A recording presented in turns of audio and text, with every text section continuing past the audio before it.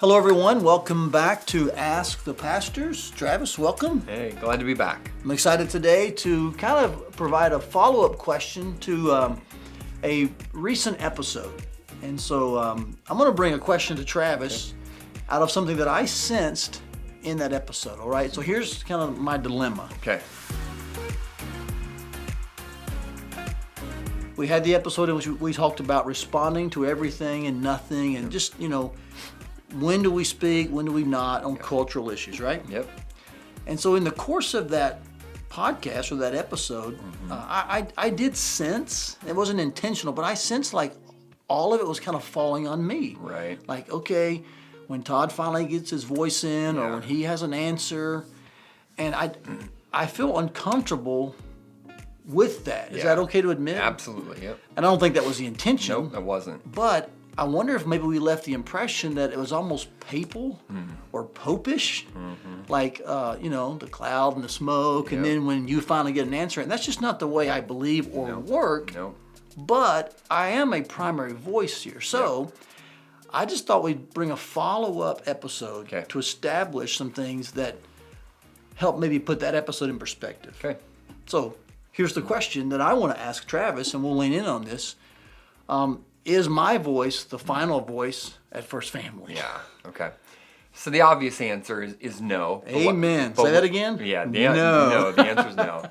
So I want to just take maybe a quick moment and remind our church about how our leadership structure works at First Family. So that'd be really helpful. Yeah, as you said, as you are the primary voice, you're the one who speaks the most.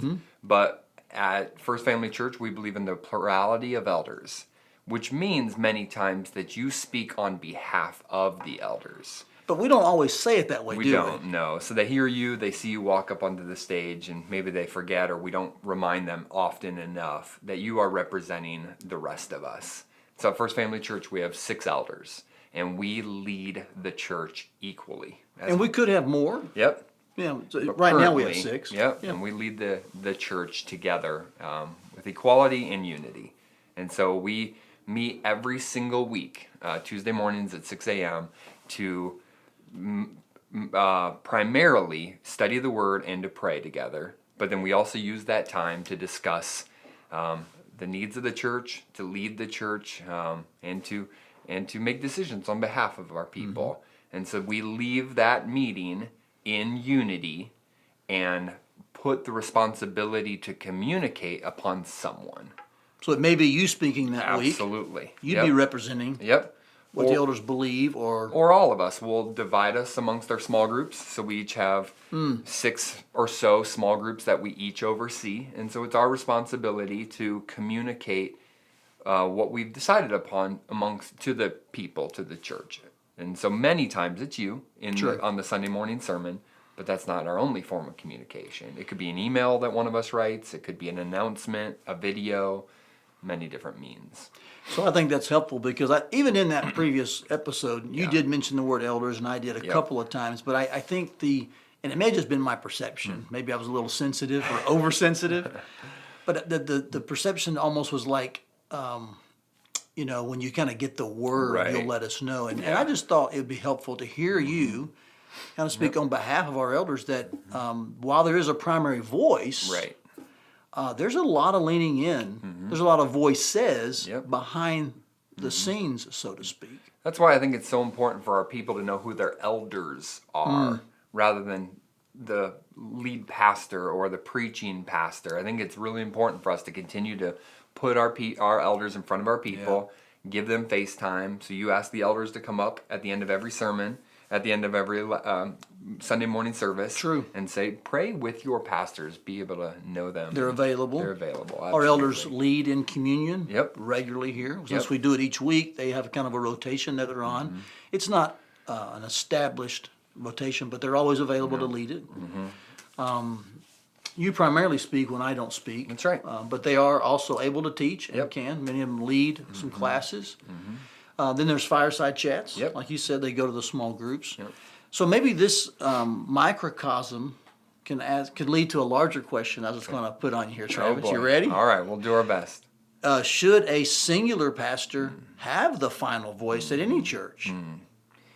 Dun, dun, dun, dun, dun. Yeah, I don't think so. It's interesting. You do a quick observation of the New Testament church. It does seem like there is a man that's represented or leads the congregation, but he is also tasked with finding elders. That's his responsibility, is to raise up elders and to lay hands on elders. And it seems to be a plurality thing, even in the New Testament. So we did not invent this. We did not make Amen. this up.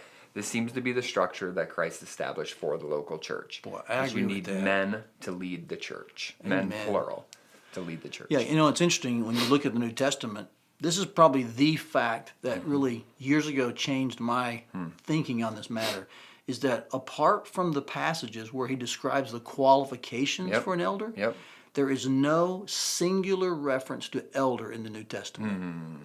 Every single reference to the leadership of a church is Yep. elders. That's right. Absolutely. Unless he's describing the qualifications for one. Right. And so when I realized that, Yep.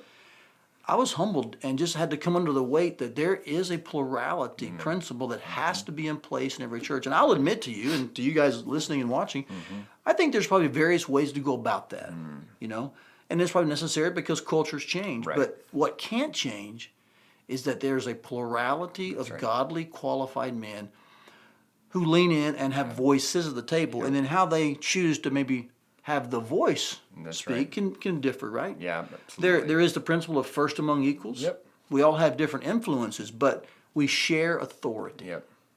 So that plurality, I think, has been one of the ways that God has helped me kind of be a voice at times on some of those issues. I think we're always checking with our elders. That's we're right. emailing.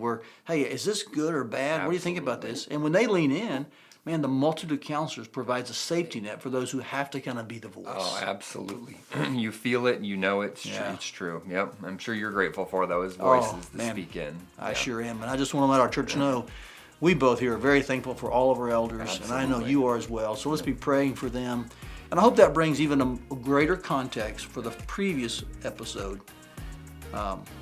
There is a voice, but there are many voices, That's right. and we are thankful for them. So grateful. Well, thanks for joining us for this episode. We'll see you next time on Ask the Pastors.